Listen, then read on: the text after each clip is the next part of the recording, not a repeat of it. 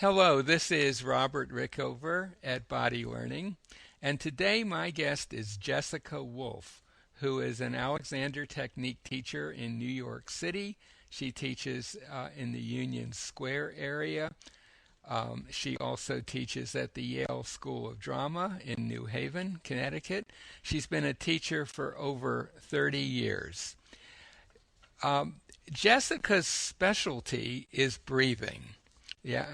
And she has worked for a long time with Carl Stow, who is a man who dedicated his career to research and discoveries in respiratory science.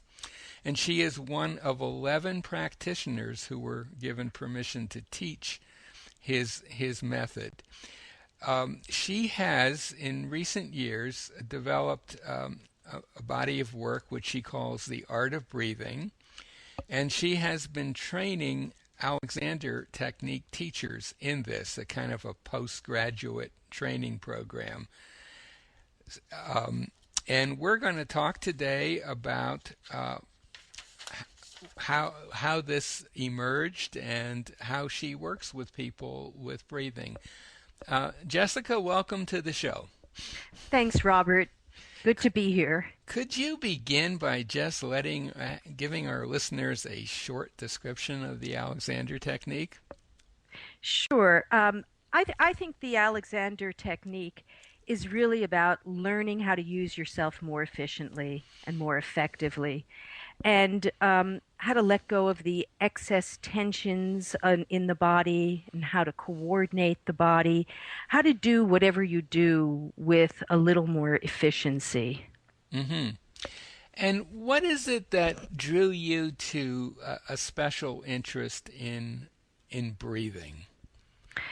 Well, I think that it's indispensable. It's what we do all the time. It keeps us alive. And I, in particular, had tremendous problems with my breath. I had been in a car accident when I was still in high school and hurt myself so that I whiplashed my neck. But in addition to whiplashing my neck, I strained some of my vocal cords, and just the entire breathing apparatus through my throat was in trauma. And so for a few years, I walked around struggling with the breath, efforting my breath, creating a lot of tension just whenever I had to think about my breath. And you don't want to have to think about your breath. Your breath is involuntary. So I was lucky enough to find the Alexander Technique when I was finishing my college education. And I studied, and I started to take private Alexander lessons twice a week for about 6 months. And within 3 months, I felt like I was a different person. I had a different attitude because I didn't have pain and I wasn't struggling to breathe. And then from there, 3 months more down the road, I was really interested in it. And my Alexander teacher, a woman named Rachel Zahn, said to me, "Why don't you train to be a teacher?" And at that point, I didn't have the foggiest idea of what that was going to be or how I could possibly be a teacher of the technique. But I was pleased that she thought that maybe I would be interested, and I stepped right up and trained to be an Alexander teacher. Wow. So the Alexander Technique is known for helping people with breathing in general. Alexander himself, his original issue that caused him to that led to the discoveries of the technique, certainly included breathing and speaking, but breathing was a big part of his issue. What is it that led you to go beyond the technique, as it were, to the work of Carl Stow? Well, Alexander actually called himself the breathing man, and his original discovery, as you said, was in respiratory re-education. I was trained to be an Alexander teacher, and unfortunately, I didn't get enough of my questions answered. I didn't have enough experience with the breath during training. I was fortunate enough to find Carl Stow, who was also practicing in New York City, and gave myself as a gift a session with Carl Stow after graduating from training. And I was very interested in what he was doing. He was identifying the diaphragm as the primary muscle of coordination for the entire body. And he was a man who had worked with emphysemic patients, very, very famous singers who were pursuing opera careers in the opera, and also the very finest athletes who needed to be proficient. He was working with athletes from the United States Olympics team who were working on running in altitude for the 1968 Olympics in Mexico City. So this man was looking at the act of breathing in all different realms. Hmm. So he, in a sense, it was a more specialized study on your part, something that would not normally be taught in a typical Alexander technique teacher training course. Would that be fair to say? That is fair to say, although I'm happy also to say that there is a lot of interest in the work, and there are numbers of teachers now who've been trained in the work that I teach called The Art of Breathing, and many of them are introducing it into their training programs in the United States. Hmm. So, could you say in general how you work with people? If someone comes to you, let's say for Alexander lessons, would you typically also introduce them to your more specialized breathing work, or is that a separate thing? No, it is not separate because there's no way you can separate the breath from the body or the thought. Breathing is so fundamental that it supports our physical bodies. So that may sound somewhat esoteric, but it's really that internal, ongoing shape change, that turnover of air that allows the body to feel a certain amount of freedom and ease. I also think that the breath is the integrity for balance. If we hold our breath, we more easily have to grab to catch ourselves from falling off balance. I also think that the breath connects the body parts for a dynamic alignment. So when I'm teaching, I'm always integrating breath with body and thinking. And I'd like to ask people right off about considering what they're thinking about their breath is, just as I might ask a student to consider what they're thinking about their physical body is in relationship to an activity, say sitting at a desk, moving forward towards a computer. So I'll ask them to check in with themselves. And if they are, let's say, sitting in a position at their computer, imagining that they're in relationship to their desk, I ask them to notice where the tension is in their body, and to notice what body parts are more prevalent or more that they're thinking about. What are they ignoring? Of course, some people can't answer these questions, but I kind of guide them and coax them into thinking this way. And then, of course, as soon as I begin to get responses about, holding the breath or tightening in the legs, the base of the neck hurts or the shoulders are tight, then as I go to put my hands on, I put hands on. Alexander teachers have a very specific way of putting hands on. I put my hands on my student's head, around their neck, maybe a hand on the upper back, or someplace towards the bottom of the torso at the pelvis. And I ask them to consider themselves three-dimensionally, taking away that old idea of being flat like a piece of paper front to back, and to consider that inside the three-dimensional container there's room for this ongoing breath. And as I ask them to think about their spines releasing into length from that compressed state, I remind them that their backs can respond to breath and movement as much as their fronts. And then I ask them to consider that when the head is not pressing down on the spine but has that easy balance at the top of the spine, that breath can come in through the nose or through the mouth much more effectively with much less effort. So that's how I connect the breath and the head and the body and the thinking all together. Hmm. One of the things that I've noticed a lot in working with students is that very few students have any idea of what actually goes on in their bodies when they breathe. Um, Yeah, I that's for mean, that's sure. like an understatement, really. For just one example would be the location of the diaphragm and what it does. People have very strange ideas about that, as I'm Amen. sure you've run into.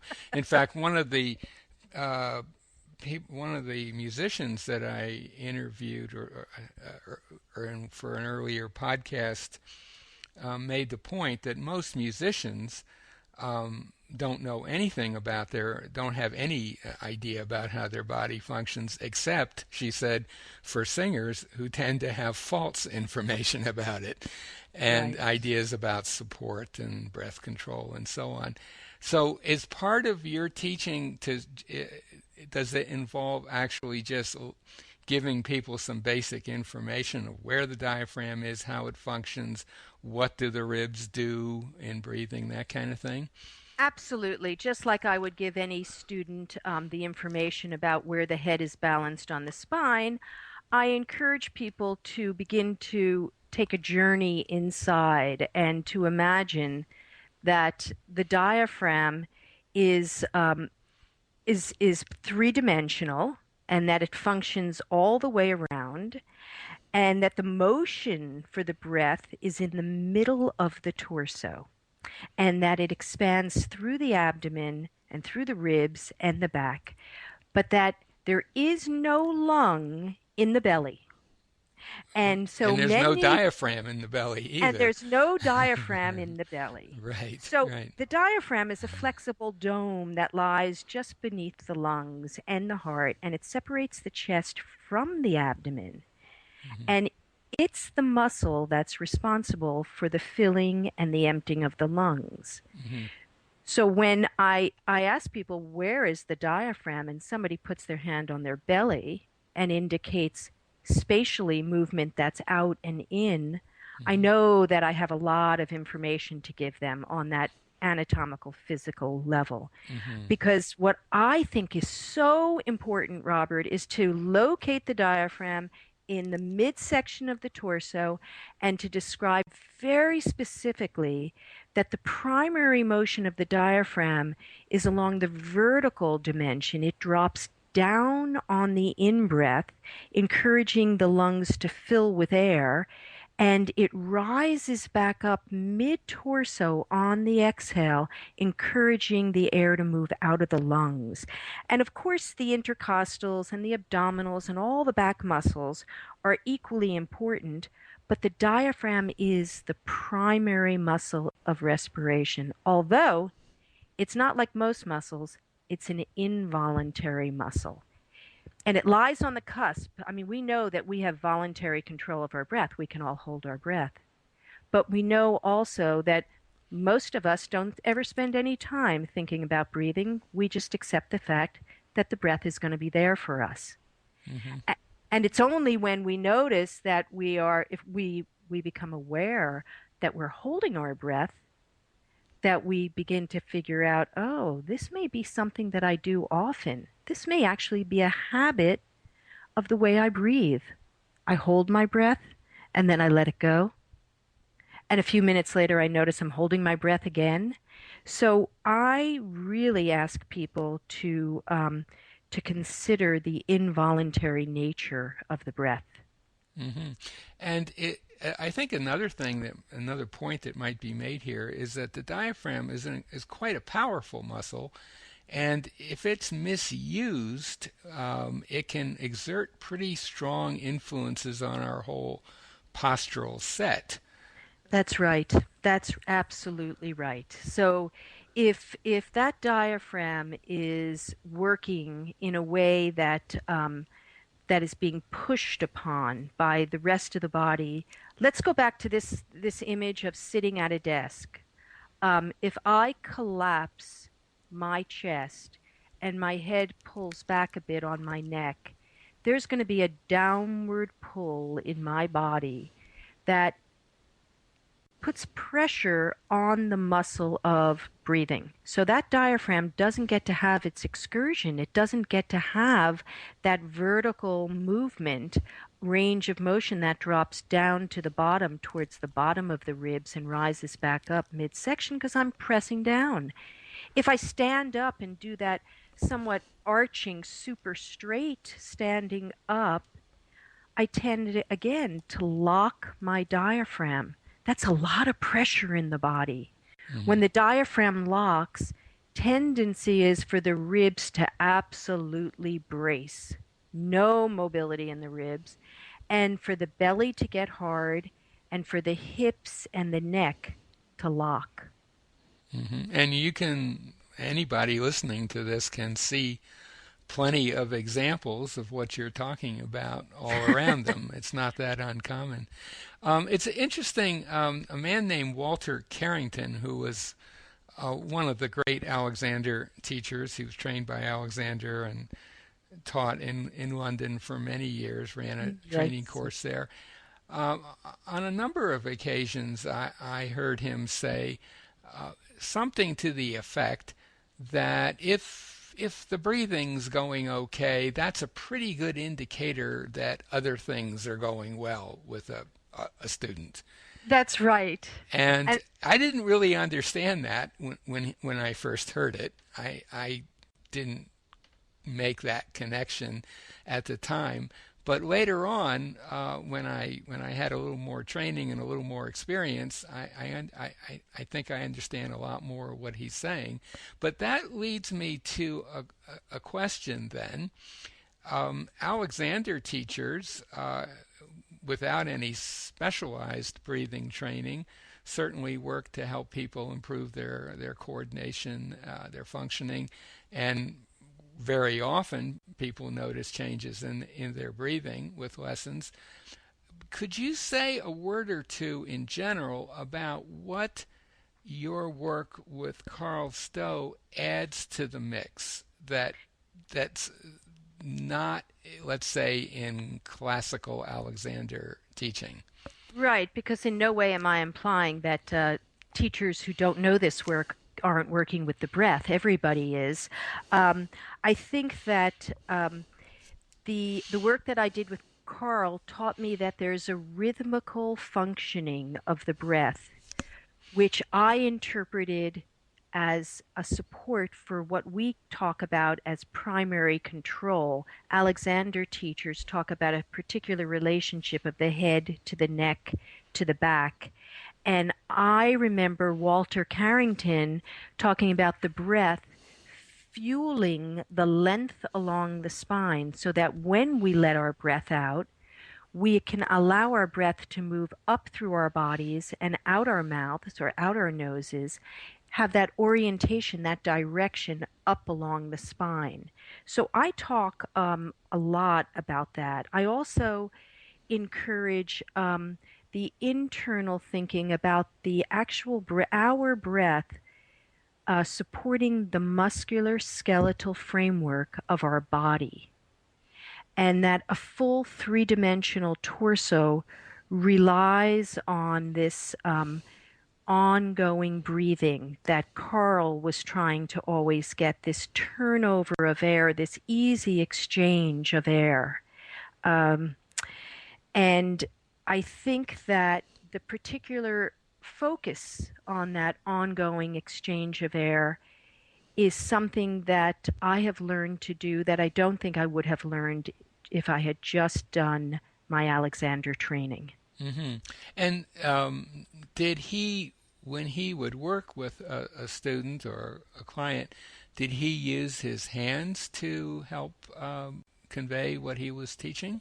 Yes, and that's what interested me so much. Carl's hands were non-doing but directed hands, just as every Alexander teacher wishes their hands to be. Mm-hmm. Um, he had a very clear sense of the ongoing movement of the breath. He could feel if somebody tensed in their belly to try to send the air out. And the moment that he would feel physical pressure underneath his hand that was resting on the abdomen, he would back off a little and take a look at the whole again, see the whole body working. Because the moment he felt pressure, he knew that the body would meet the pressure with additional force. Mm-hmm. And as soon as you meet pressure with force, everything braces and stops and therefore weakens the diaphragm.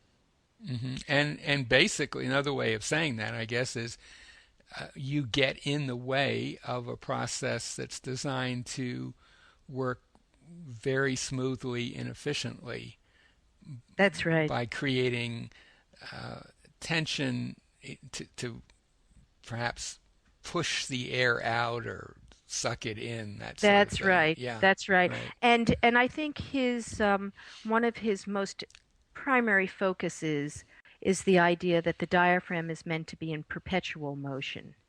Hmm. That that it's Even at the extent at the extremes of movement.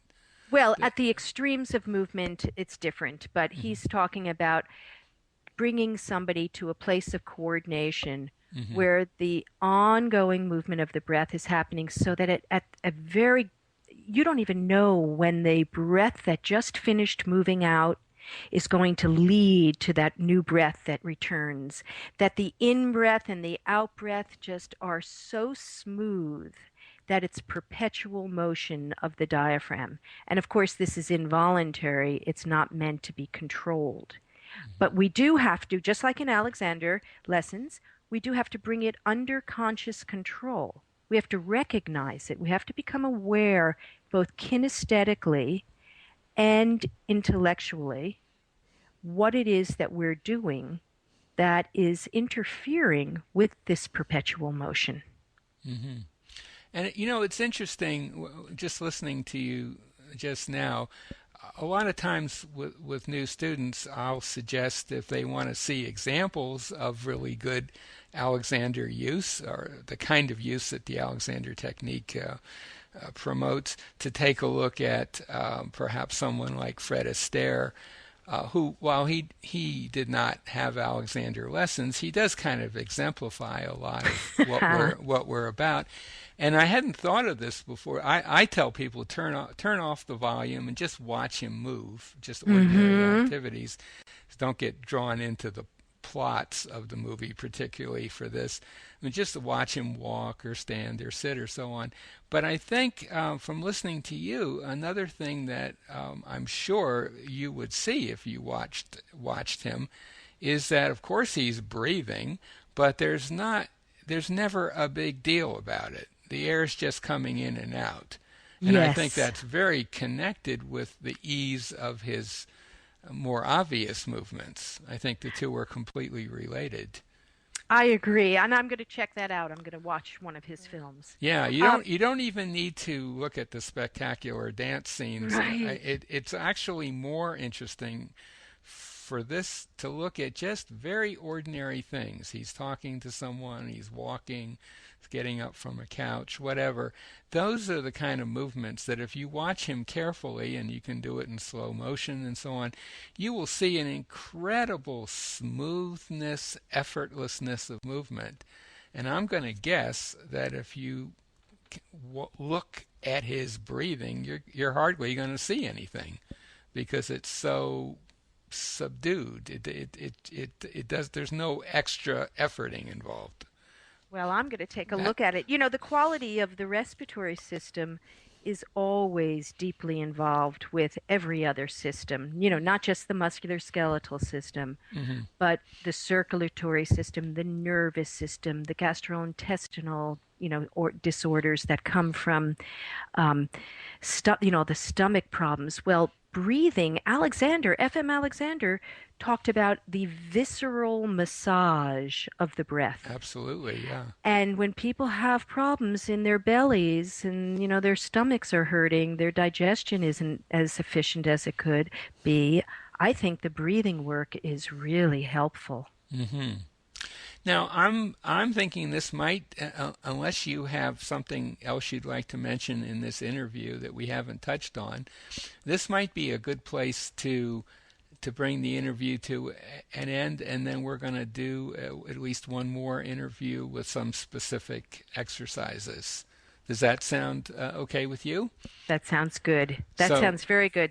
okay, so my guest today has been Jessica Wolf, who's an Alexander Technique teacher of many, many years' experience, over 30 years, I believe.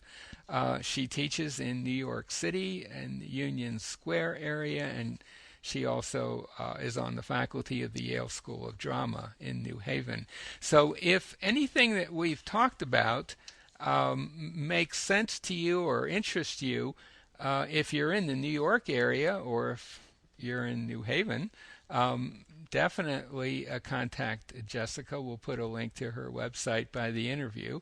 And more generally, if what we're talking about makes sense to you, find an Alexander teacher in your community and have a few lessons. And I'm willing to bet that in most cases your breathing will improve along with all sorts of other things as well.